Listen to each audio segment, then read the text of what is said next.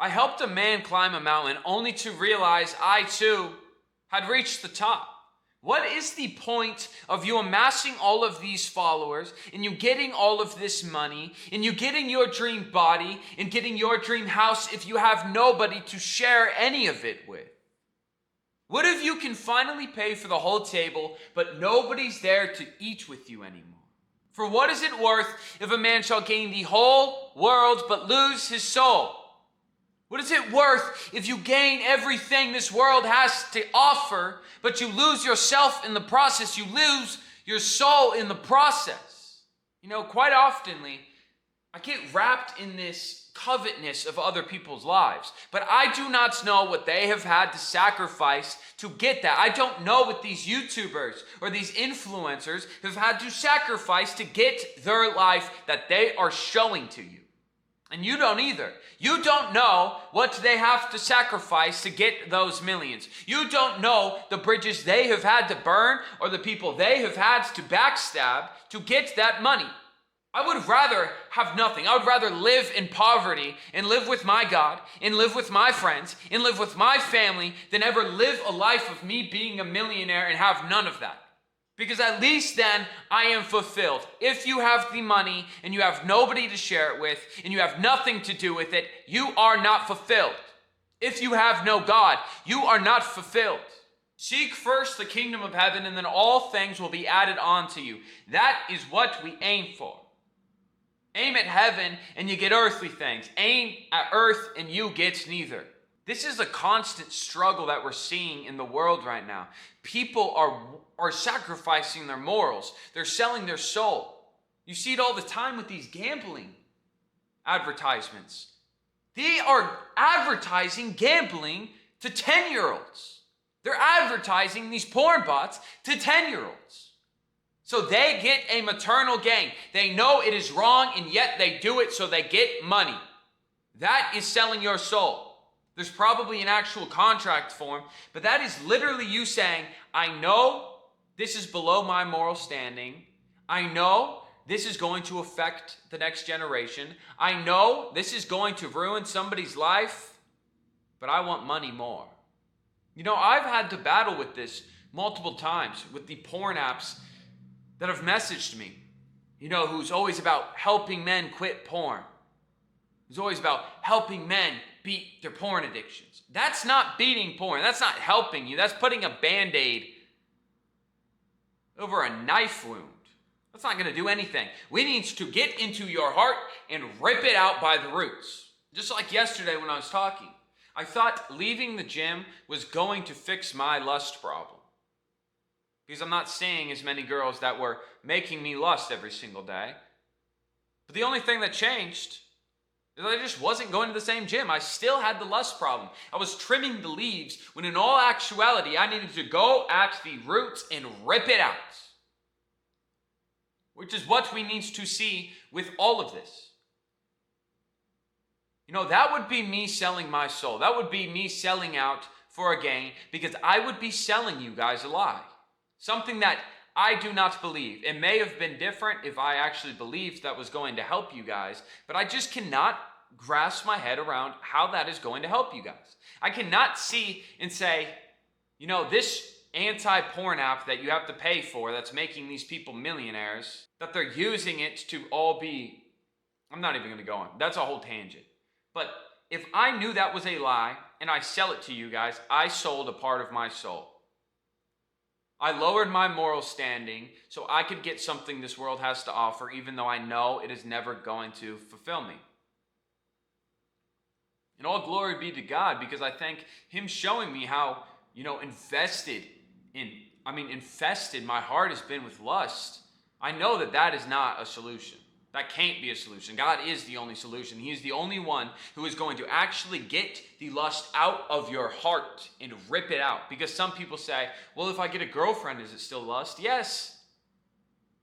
Please understand something very important. There is going to be a time where you marry this person. You marry this bride, or they marry this groom.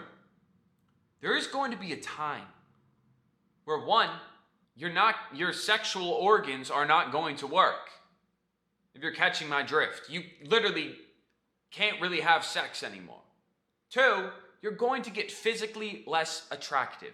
So if I got with this person because of my lust in my heart, I didn't love them, I just wanted to have sex with them, I just thought they were very beautiful, but I didn't like anything on the inside, what happens once they get uglier? What happens once the physical appearance of them starts to deteriorate? I'm going to not like them anymore. I'm going to go find somebody else that will satisfy my insatiable lust. So the get a girlfriend is not solving the problem. Once again, it's putting a band-aid on it. We need to get these problems out by the root. So I want you to realize that one of the most important things in your life is the ability that you get to hang out with your friends and you get to hang out with your family. And the number one thing people regret when they are older is they worked too much. You can always work more. You can always amass more money, but you'll never be able to get those memories back with your friends and with your family. You know, something that I've had to express with some people is how annoyed they are with living with their family, how annoyed they are with their parents forcing them to clean and do all of these chores, and their parents constantly nagging them, and realizing that once they move out of that house, you're never going to live with your parents again. You're never going to live with your siblings again. That is something you have to realize. Is once you move out, once you hit this certain criteria of age, you are never going to live with them again. You realize that that was such a small portion that you're going to hold so deeply in your heart. And if you do not realize this now, you're going to regret it later.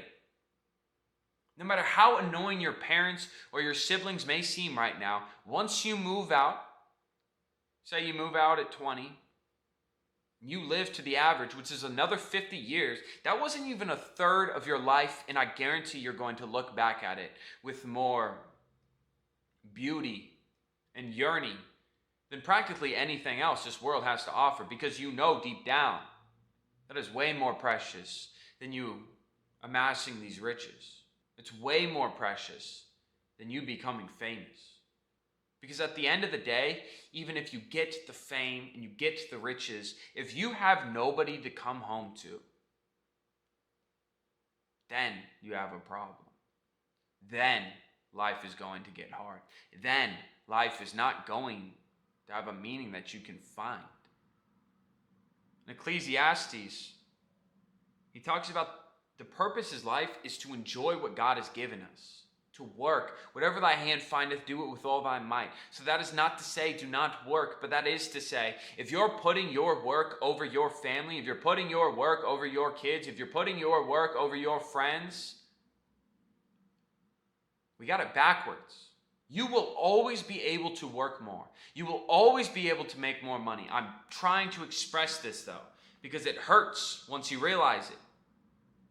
I'm past that. But upon my realization that I can never go back there, which is where a lot of people get stuck, is it hurts.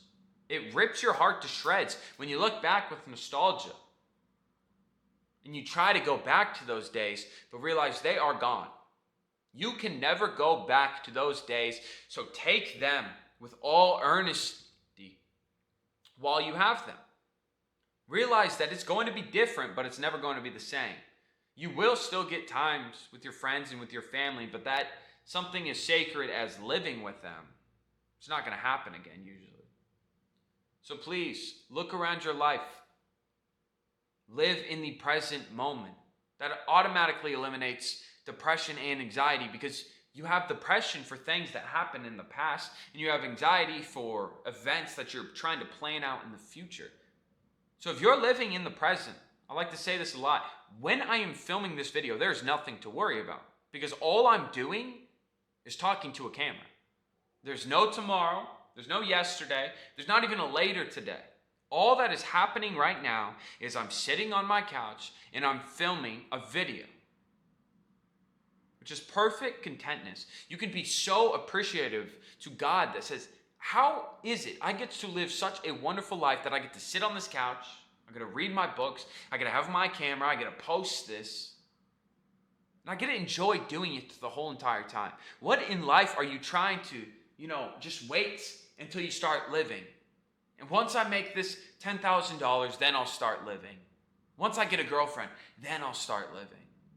Once I make $1 million, then I'll start living. Once I amass all of this status in my life, once I move up in my corporate job, then I'll start living. The fool always waits to start living. There's never going to be this set point where it's, all right, now you can finally start living. You're just going to continue to move the goalpost back, which is another thing I've fallen victim of, which is another thing why I'm telling you right now, start living. Go give your parents a hug. Go give your siblings a hug. Tell your friends you love them. Start living now. Invite God into your heart. Somebody asked me, why should I believe in God? One, you get to. Two, every single thing in your life to an unfathomable amount is going to change overnight. I promise you that. If you actually invite God, Jesus, into your heart, if you actually declare that he rose from the dead, your whole life will change overnight. Because you begin to get to the mind of Christ. You begin to not look for the things that you used to want to. I used to always just want more money, more sexual images, more alcohol, more substance in my life. But it automatically changed to the point where I said, I don't want that. What is it worth if I gain all of that, if I lose my soul, if I lose my relationships, if I lose my friends? It's not. There's no point to pay for the whole table when nobody likes you anymore, or when all those bridges are burned. Look around at your life. Thank God for it and start living. Thank you again for watching. God bless you all.